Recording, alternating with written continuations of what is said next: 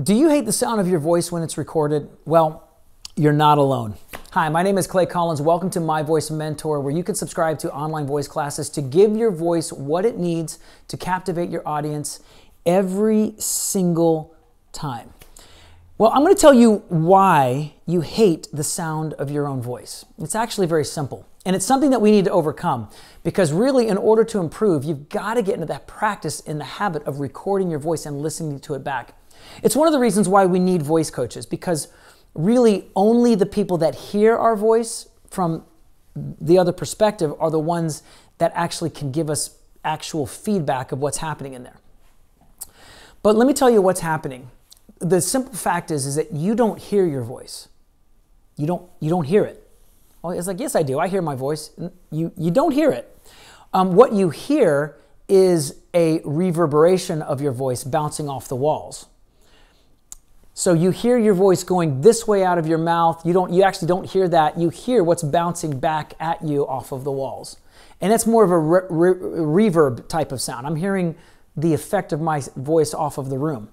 And that's actually kind of pleasing because, rooms have a good effect on the voice. But the primary way that you hear your voice is this process called bone conduction. And maybe you've heard of like bone conducting headphones. Bone conducting headphones are actually not placed inside the eardrums, but they're actually placed on this, kind of on the face here, right here. And what they do is that rather than projecting sound into the eardrum, they vibrate the bones in your skull. And so you actually can hear, if you put vibration on your skull, you can actually hear that.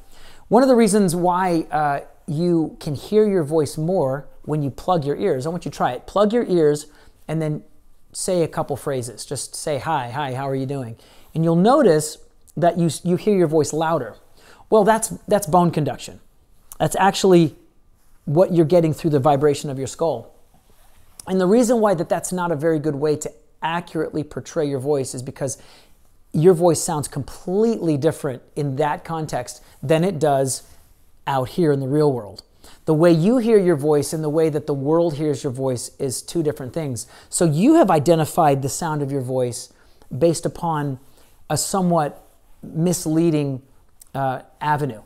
And that's one of the reasons why we need a vocal coach to hear what's happening and say, oh no, don't do it like that, do it like this. And it's also why, when you are asked to do something by me or somebody else to adjust the way you're singing, the reason why you're likely to reject it at first is because it's going to be leaning you away from those nice bone conduction feelings that you had before. And I'm going to give you an example of that. Sometimes when I used to make a low pitch, I would go, ah. Oh, I want you to make it that. So I want you to make a nice low sound. Oh. If you'll notice, your chest begins to vibrate. Oh. You feel the vibration internally. Well, now I want you to do something that actually would be more correct, more speech level, and I want you to do this. I want you to go, ah, ah. Try that. You notice it didn't vibrate your chest or your skull quite as much, but it actually is more correct. In fact, that's actually how we would need to sing low notes, more like this and less like this. It's actually better for the voice, and it actually causes the voice to carry. But your bone conduction speaker inside of you isn't liking that very much. It's one of the hardest things to overcome. So what I recommend you do as a practice is start recording your voice on a regular basis and use that as the vehicle to adjust. You're going to hear things on the recording that you're just not going to hear internally. And by doing that, you're going to help yourself adapt better practices. And the main thing that I want you to do as you record your voice is be kind to your voice. I want you to start liking that version of your voice, because you need to get used to hearing your voice out here so that you can both adjust it and that you can learn to appreciate it.